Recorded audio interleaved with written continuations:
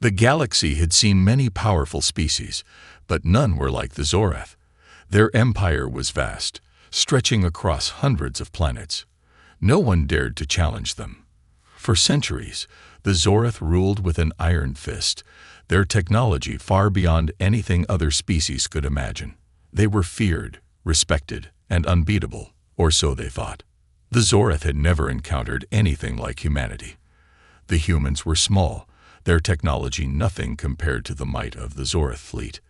The leaders of the Zorath were certain that Earth, a tiny blue planet on the edge of the galaxy, was not worth their time.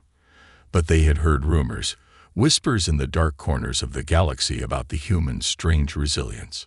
Some spoke of a force that even the Zorath might struggle against.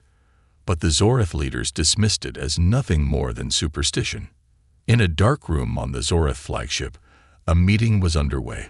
The Supreme Commander of the Zorath, Korath, stared at a holographic map of the galaxy.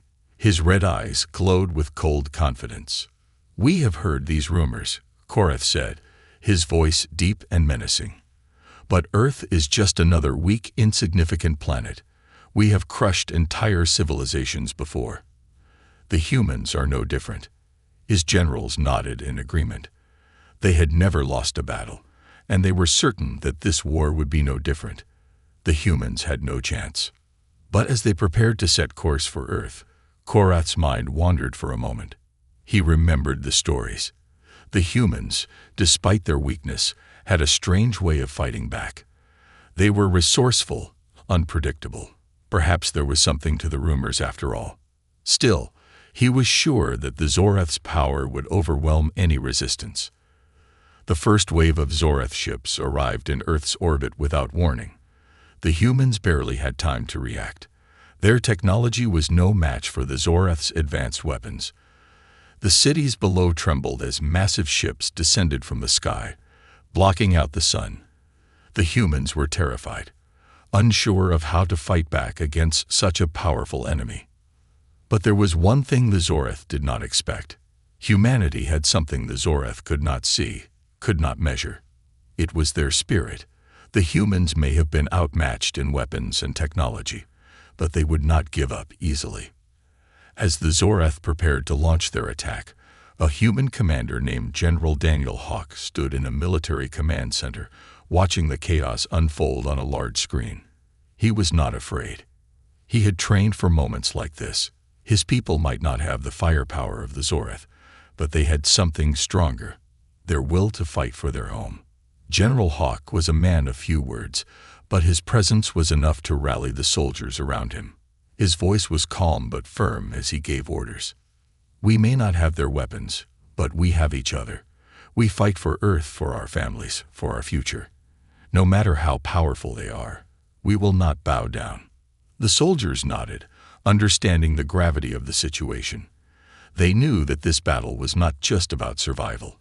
It was about proving that humanity was not weak, that they could stand up to the greatest power the galaxy had ever seen. Across the world, the leaders of Earth made their decisions. Some wanted to surrender, to beg for mercy. But Hawk knew that would only lead to their destruction.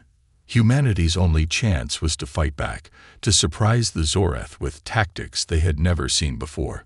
The first strike came at dawn. Zorath ships unleashed a terrifying barrage of laser beams, turning the sky into a storm of death. But the humans were ready. They launched their own counterattack with everything they had. Fighter jets, missile systems, and even civilians with makeshift weapons fought back. It wasn't much, but it was a start. The Zorath were caught off guard. They didn't expect humanity to fight back at all. Korath, the Zorath's supreme commander, watched the battle unfold from his flagship. His eyes narrowed as he saw the humans' resistance. "This is unexpected," he muttered to himself. They should have been crushed by now. His generals were equally surprised. The Zorath had never faced such determination before. The humans were not surrendering. They were fighting. It wasn't enough to win the battle, but it was enough to make the Zorath rethink their strategy. For the first time, the Zorath were beginning to understand something. The humans were not like the other species they had conquered. They would not give up easily. They were not weak. They were something new, something different. As the battle raged on, General Hawk knew they had only one chance. The Zorath fleet was powerful, but they were not invincible. There was a way to win. He just needed to buy more time. If he could hold out long enough, they might be able to find a weakness in the Zorath's armor. But as the sun set over Earth, Hawk couldn't shake the feeling that this was only the beginning. The Zorath had underestimated humanity, and now they would pay the price. The question was, would humanity be strong enough to survive what was coming? The Zorath fleet had not expected humanity to put up any real fight, but after the initial resistance, the Zorath realized they had underestimated their opponents. The first wave of attacks had left Earth's cities in ruins, but the humans were not as easily defeated as the Zorath had assumed. The humans had a strange resilience that no one had predicted. Despite their small size, their will to survive was immense, and it was this spirit that was beginning to turn the tide. The Zorath's supreme commander, Korath, was furious. He paced in his war room, staring at the images of Earth's crumbling cities. His fleet had attacked without mercy, but the humans had not surrendered. They were still fighting, and it was starting to become a problem. "How can this be?" Korath muttered, his voice filled with frustration. They should have been broken by now. His top generals stood in silence, unsure of how to respond. They had seen the humans' desperate defense, but they couldn't understand what was driving them. The Zorath had seen countless civilizations fall, yet Earth's inhabitants fought like they had something to protect, something worth fighting for. Korath knew one thing for certain. He couldn't allow this resistance to continue. He had to crush it. But what if this was just the beginning? What if the humans had more resources and strategies hidden from view? What if they were playing a long game? He couldn't let them have the chance to grow stronger. Meanwhile, across the globe, humanity was regrouping. General Daniel Hawk, now a symbol of Earth's resilience, sat in a command center, analyzing the battle. He knew they were facing the greatest challenge of their lives, but he also knew that they had to find a way to push back. Humanity's strength was not in their weapons, it was in their ability to adapt. The Zorath were powerful, but the humans had something more valuable: the ability to think, to innovate, and to fight together. "We can't fight them the way they fight," General Hawk said, addressing his officers. "We need to be unpredictable. Guerrilla tactics, hit-and-run attacks. We must strike when they least expect it." His officers nodded in agreement. It was clear to them that humanity's survival depended on their ability to outsmart the Zorath. The enemy had superior firepower, but humans had their minds, and that was something the Zorath had not yet accounted for. Across the world, scientists and engineers began working together on new technologies. They weren't building massive weapons, but they were designing ways to use what they had. Small, fast, and deadly. This would be their new strategy. They would work in the shadows, using their surroundings to their advantage. The Zorath might have the power to destroy cities, but they couldn't destroy Earth itself, not without wiping out everything. The first signs of this new strategy were seen in Africa, where small groups of humans launched a series of surprise attacks on Zorath supply lines.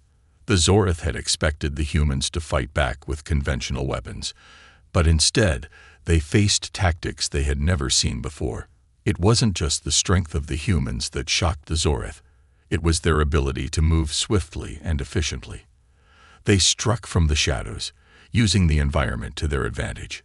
The Zorath's heavy artillery was useless in the dense forests, and their ships struggled to track down the human fighters in the rugged terrain. For the first time, the Zorath began to feel doubt. The humans weren't like the other species they had conquered. They were unpredictable, and that made them dangerous. Korath ordered more reinforcements, but even he knew that it wasn't just brute force that would defeat humanity. They would need to break the human spirit, and that was something they had never had to do before. On Earth, General Hawk and his team continued to push forward with their plan. They were working on a new weapon, a device that could disrupt the Zorath's advanced technology. It wasn't ready yet, but Hawk knew that they had to hurry.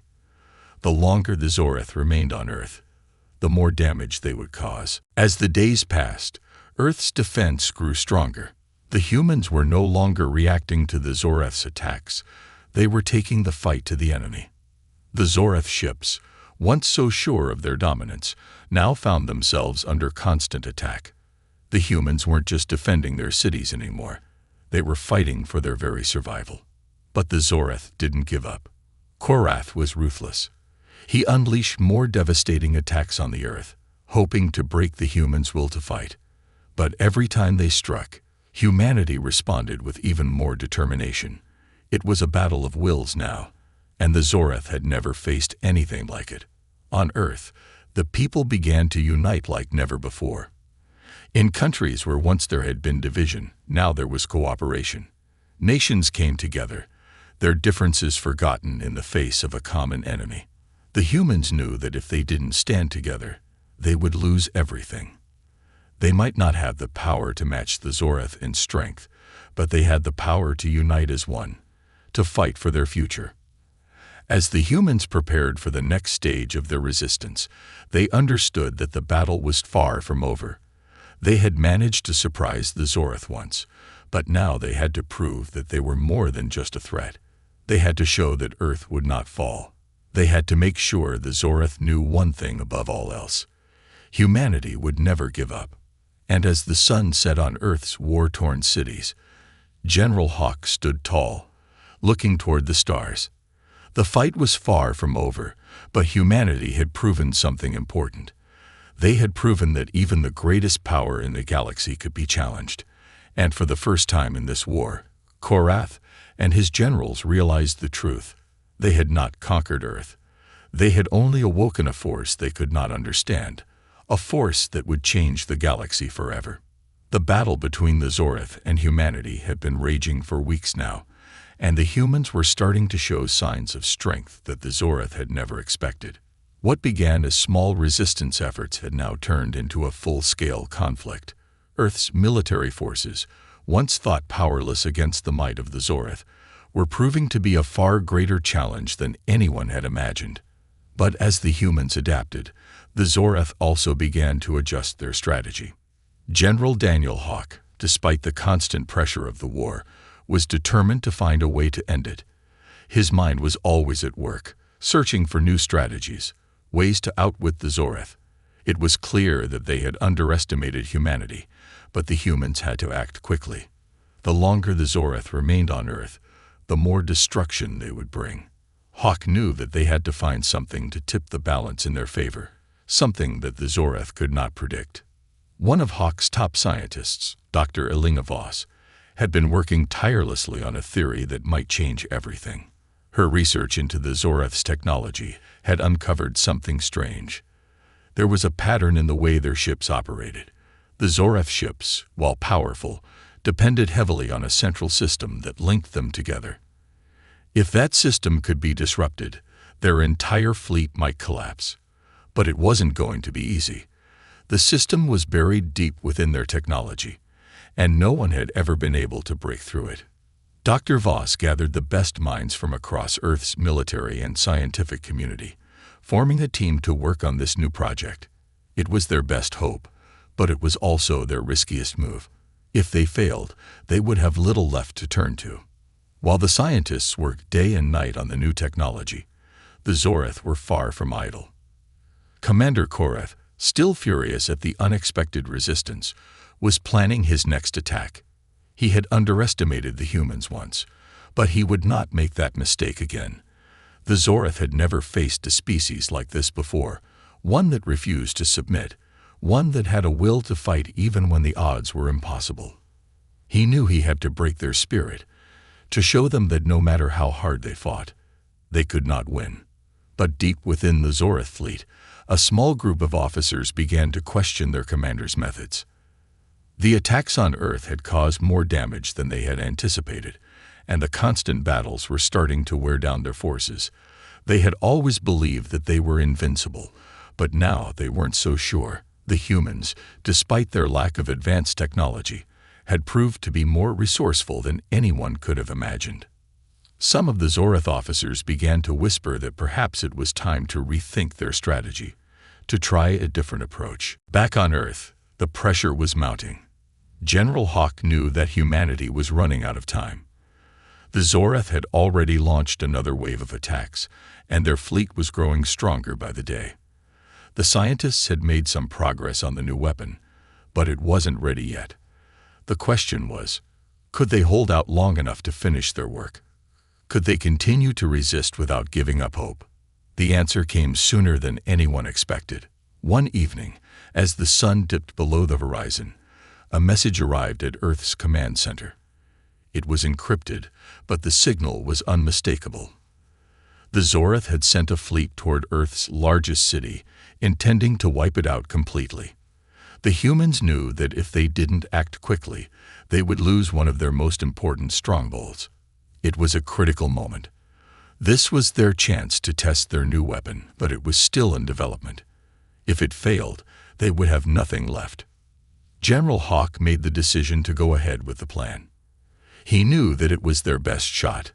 They had to fight back, no matter what. The night before the Zoreth's arrival, Hawk gathered his team and the scientists who had been working on the new technology. They had completed the first phase of the weapon, an electromagnetic pulse that could disrupt the Zoreth's fleet. It wasn't perfect, but it was all they had. If it worked, they would have a chance to turn the tide. The battle that followed was unlike anything the Zoreth had ever encountered. As the Zoreth ships descended upon the city, humanity unleashed their first strike. The pulse weapon was fired, sending a wave of energy that rippled through the Zoreth fleet. The Zoreth ships, once so invincible, began to shudder. Their weapon systems were disabled. Their communication lines went silent. For the first time, the humans were in control. But the Zoreth were not easily defeated. They quickly adapted, trying to regain control of their fleet. Korath, from his flagship, was furious. His fleet was struggling, but he knew he couldn't let this small victory by the humans mean anything. He ordered his forces to attack once more, but this time with a new strategy. Instead of relying on their usual tactics, the Zoreth began to focus on smaller, more precise strikes. They were hoping to catch the humans off guard, to use their own weaknesses against them. As the battle wore on, humanity's forces began to take the upper hand. The Zoreth's attempts to regroup were failing, and the humans were pushing forward with a level of determination that Korath had never seen. The humans were not fighting for power, for control. They were fighting for survival, and it was that survival instinct that made them so dangerous. General Hawk watched from his command center, his heart pounding. The battle was far from over, but the humans had found something the Zoreth hadn't expected: hope. The Zoreth might have all the power in the galaxy, but humanity had something they couldn't defeat. They had something worth fighting for. As the Zoreth fleet began to retreat, the humans knew they had won a small victory. It wasn't the end of the war, but it was a sign that they could hold their ground. And that, in itself, was enough to give them the strength to keep going. They knew that as long as they kept fighting, as long as they didn't give up, they could win. The Zoreth were beginning to realize something. The humans were not a species to be underestimated. No matter how powerful they seemed, they couldn't defeat the will of a people who would never stop fighting for their home. And as the humans prepared for the next stage of the battle, they knew one thing for certain: the Zoreth might be powerful, but they had something that would change the galaxy forever: the spirit of humanity. The days after the first successful strike against the Zoreth were tense. The humans had managed to achieve something remarkable, but they knew it was just the beginning. The Zoreth, although surprised by the unexpected resistance, were not a force to be underestimated. They had been pushed back once, but they would come back stronger, more determined to crush humanity once and for all. General Daniel Hawk understood that the Zoreth were not going to give up. He also understood that the humans couldn't afford to become complacent. Their success had been a small victory, but it was not enough to end the war. In a small, secure room deep underground, General Hawk stood with his closest advisors. The room was filled with tension. the quiet hum of computers, and the low murmur of voices as plans were being made. The Zorath were still a formidable enemy, and the humans had only delayed the inevitable. At least that's how it felt to Hawk. He looked over at Dr. Elena Voss, the scientist who had helped design the pulse weapon that had turned the tide of the battle. She had been working day and night since the initial success, trying to improve the weapon, making sure that the next time they used it, it would be even more effective. "We can't rest on our laurels," Hawk said, his voice firm. "The Zorath won't take this lightly. We have to be ready for their next move." Dr. Voss nodded, her eyes tired but determined. "We're working on a way to increase the power of the pulse, but we'll need more time. The Zorath's systems are complex. It's not just about disabling them. It's about ensuring we can hold them off long enough to make a difference." Hawk glanced at the map on the wall. The Zorath fleet was regrouping, shifting their tactics. It wasn't just brute force anymore. They were adjusting, learning from their mistakes. Humanity's advantage, it seemed, was fading fast. "Then we need to buy more time," Hawk said. "We can't afford to wait for them to come to us again. We need to take the fight to them." Across the world, preparations were already underway. Humanity had learned from their previous encounters with the Zorath. They had seen that a direct confrontation with the enemy's full force was not the way to win. Instead, they focused on strategy, on using their environment, their resourcefulness, and their unity to their advantage. Small, coordinated teams of soldiers, engineers, and civilians were deployed in the most unlikely of places. They were not attacking the Zorath directly. Instead, they were sabotaging their supply lines, setting up hidden bases in places the Zorath had not yet searched, and even creating distractions to buy time for the scientists to complete their work. It was a different kind of war, one that relied not on sheer power, but on creativity and determination. Meanwhile, on the Zorath flagship, Supreme Commander Korath was struggling with the growing problem of the human resistance. He had always been confident in the Zorath's superiority, but now he was beginning to feel the pressure. The humans were not as weak as he had believed. They were not surrendering, not yielding to the might of his fleet. This was not a battle he had expected. "The humans are resilient," Korath said to his top generals, his voice low with frustration. "We thought they would crumble, but instead, they are adapting. We cannot let them gain any more ground. We need to end this quickly." One of his generals spoke up, a hint of uncertainty in his voice. "Supreme Commander, the humans have proven resourceful. Perhaps we should consider a different strategy." Korath's eyes narrowed. "What do you suggest?" "Instead of focusing on direct confrontation, we could focus on isolating their remaining strongholds. If we cut off their communication lines, their supply routes, and their ability to coordinate, they will be forced to surrender. They will have no choice but to give up." Korath considered this for a moment. The idea made sense, but it also presented a new set of challenges. The humans were unpredictable. They had already shown that they could fight back even without traditional resources. But Korath was willing to try anything at this point. "Very well," Korath said, his voice cold. "Prepare the fleet. We strike at their communication hubs first. Once we take them out, we will leave the humans isolated and helpless." As the Zorath began their new campaign, humanity's resistance grew stronger. General Hawk knew the Zorath would come for Earth's communication lines, but they were ready for it. The humans had already established backup systems, hidden in plain sight, and spread across the globe. It was a strategy born out of necessity, and it was proving to be effective. Every time the Zorath tried to sever their connections, the humans found a way to stay one step ahead. It wasn't always easy, and it wasn't always without cost, but they had something the Zorath couldn't understand: the will to keep fighting, no matter what. But even with these successes, Hawk knew that the battle was far from won. The Zorath were relentless, and they would eventually find a way to counter every tactic humanity used. The only hope they had was to keep pushing, to keep surprising the Zorath, to keep using every tool at their disposal. And perhaps most importantly, they had to continue believing in their ability to fight back. "We're not giving up," Hawk said to his team one night as they gathered to discuss the latest reports. "This war is far from over. We can't afford to stop. We keep moving forward, we keep adapting, and we keep believing. As long as we do that, we have a chance." And so, the fight continued. Humanity's resistance was growing stronger, but so was the Zorath's determination to crush them. As the conflict raged on, both sides knew one thing for certain. This was no longer just a battle for Earth. It was a battle for the future. The outcome of this war would shape the galaxy for generations to come. But for now, General Hawk and his team focused on the task at hand. They would not give up. They would fight until they had no fight left in them. The Zorath might have the might of a galaxy behind them, but humanity had something far more powerful: their unyielding spirit.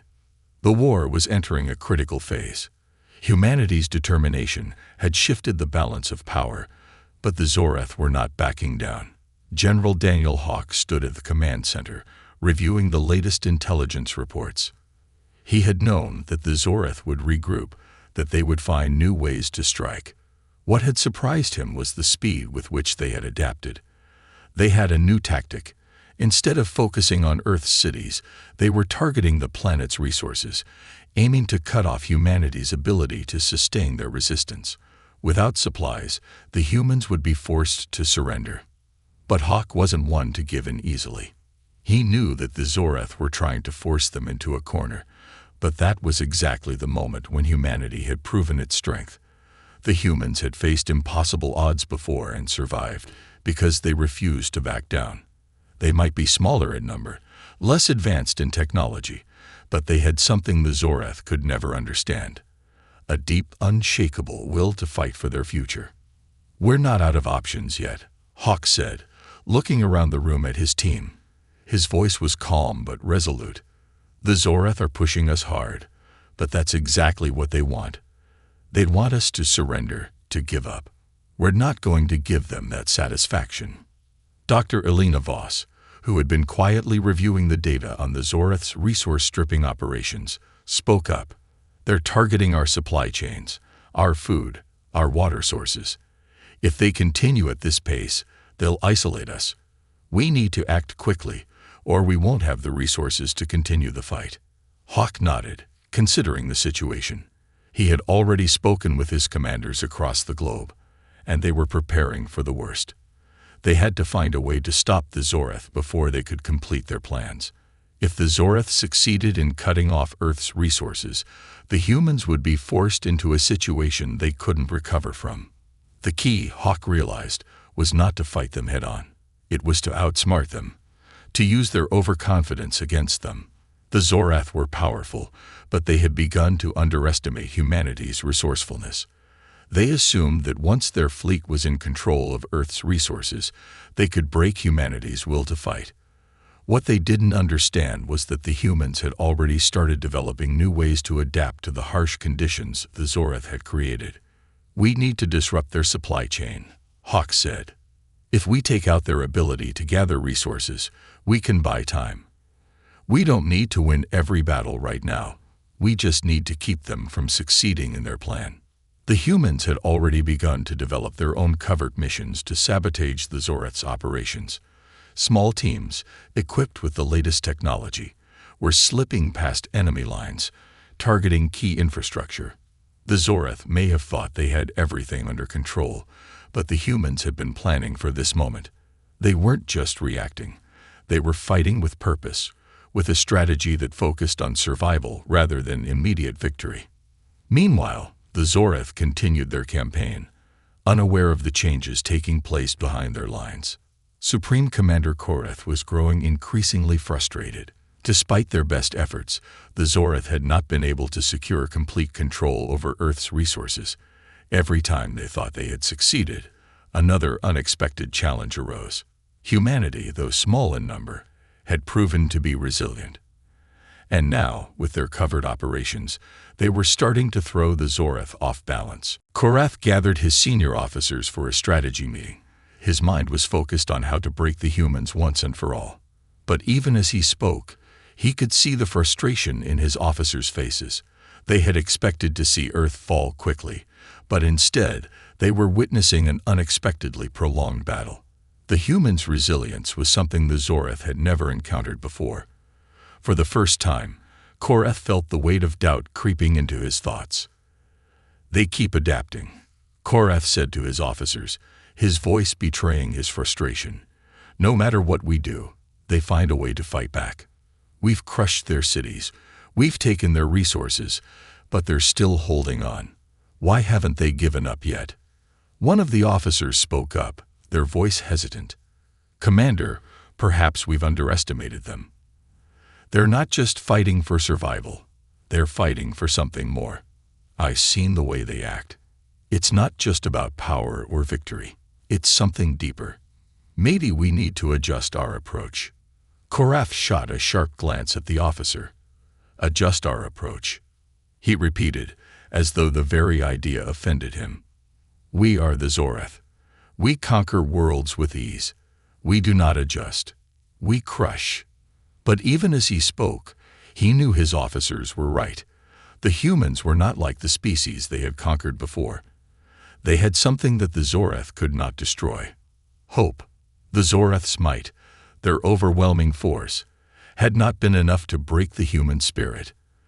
And that spirit was beginning to change the course of the war. Back on Earth, General Hawk's strategy was beginning to show signs of success. The sabotage teams had taken out key Zoreth supply hubs, severely disrupting their ability to maintain their operations. The Zoreth fleet was still a powerful force, but their advantage was slipping away. Humanity had learned how to survive, how to make the most of the resources they had, and how to strike back when it seemed impossible. Despite their losses, the humans were more united than ever. Countries that had once been divided now stood together, working side by side to protect their shared future. The message was clear. The Zoreth could take their cities, their resources, but they could never take their will to fight. General Hawk knew that they couldn't stop now. Every day that passed was a day the humans had gained strength, had grown more unified. And with each small victory, the Zoreth's grip on Earth loosened a little more. "We're not just fighting to survive anymore," Hawk said, as he looked over the reports that had just come in. "We're fighting to win. We're fighting to take back what's ours." The war was far from over, but now, for the first time in a long while, humanity could see a way forward. The Zoreth may have had all the power in the galaxy, but the humans had something far more dangerous: the belief that they could win. And with that belief came the strength to continue the fight, no matter what the Zoreth threw at them next. As the days passed, the human resistance grew stronger, more determined, and the Zoreth were beginning to realize they were facing a foe they couldn't easily defeat. No matter what happened, this war had already changed the galaxy forever. The war had reached its final phase. Humanity's resolve had grown stronger with each passing day, each challenge faced and overcome. General Daniel Hawk stood on the balcony of the command center, gazing out at the horizon. The sun was rising over the Earth, a symbol of hope, of new beginnings. The fight had been long, the stakes high, but humanity had managed to hold on, to outlast the Zoreth. It had taken everything: their creativity, their resourcefulness, and most importantly, their unity. Now, the Zoreth were on the defensive. Their once mighty fleet, scattered and weakened by the relentless strikes from humanity's covert operations, was finally beginning to crumble. What had once seemed like an insurmountable force now appeared vulnerable. The Zoreth had underestimated humanity from the beginning. They had thought they could break the human spirit with their superior power. They had expected the humans to surrender in the face of overwhelming odds. But the Zoreth had failed to recognize one key factor: humanity's will to fight, to survive, to protect their home, was stronger than anything the Zoreth could throw at them. The resistance had become a symbol of hope not just for Earth, but for all the planets in the galaxy. As word spread of humanity's victories, other species who had once lived under the oppressive rule of the Zoreth began to rise up. There were whispers of rebellions forming, of alliances being forged. The Zorath might have been the most powerful species in the galaxy, but they were losing the very thing that made them so dangerous: their fearsome reputation. General Hawk received a message from one of his commanders. It was short, but it was enough to make his heart race. The Zorath Supreme Commander, Korath, had finally accepted that they could not win. The Zorath had offered a ceasefire, a chance for negotiation. It was their last move, their final attempt to salvage something from the ashes of their failed conquest. Hawk gathered his senior staff to discuss the offer. The room was filled with a sense of cautious optimism, but also a deep wariness. There was no mistaking that this was a pivotal moment. If humanity accepted the ceasefire, it could mean the end of the war, the beginning of a new era of peace. But there were also risks. Would the Zorath truly honor a ceasefire, or was it just a ploy to regroup and strike when humanity was vulnerable? "Do we trust them?" Dr. Elena Voss asked, her voice steady but filled with concern. "The Zorath have shown no mercy. Can we believe that they will keep their word?" Hawk looked at her, his gaze thoughtful. "We don't have to trust them," he replied slowly. "But we do have to be smart. We need to make sure that if we accept this ceasefire, we are doing it on our terms. If we let our guard down, we risk everything we'd fought for." The room was silent for a moment as the weight of his words hung in the air. Hawk knew that this was a turning point. Humanity had already proven they could survive, they could fight back. But now, they had to decide whether to continue the battle or take a chance on peace. "We'll send negotiators," Hawk decided, "but we won't stop preparing. We keep building, we keep fortifying.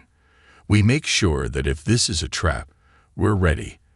And we do it with the knowledge that we've already won. The Zorath might be the strongest species in the galaxy, but they've never faced anything like us. We've already proven that." With that, the decision was made. Humanity would enter into negotiations, but they would do so with caution. There would be no disarming, no relaxing their defenses. This was a calculated risk, and the stakes were higher than ever.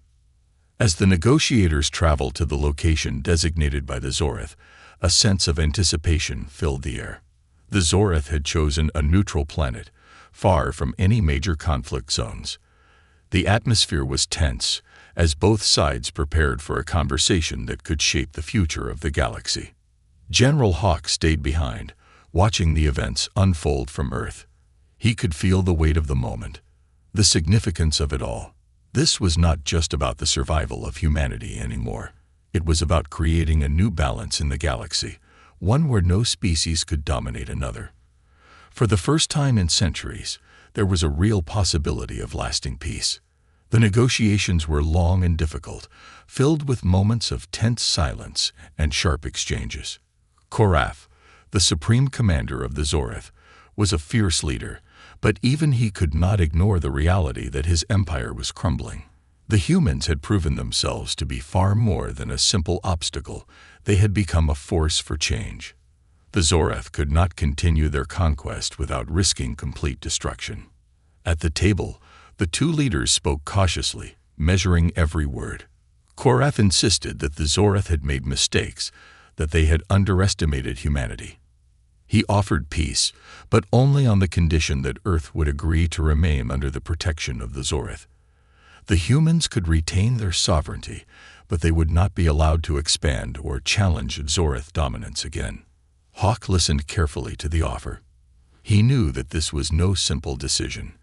The Zorath had never been known for their mercy, but the very fact that they were offering peace meant that they recognized the power of humanity. They were not the conquerors now. They were the ones seeking to negotiate. But Hawk's heart remained firm. "We're not accepting a deal based on fear," he said.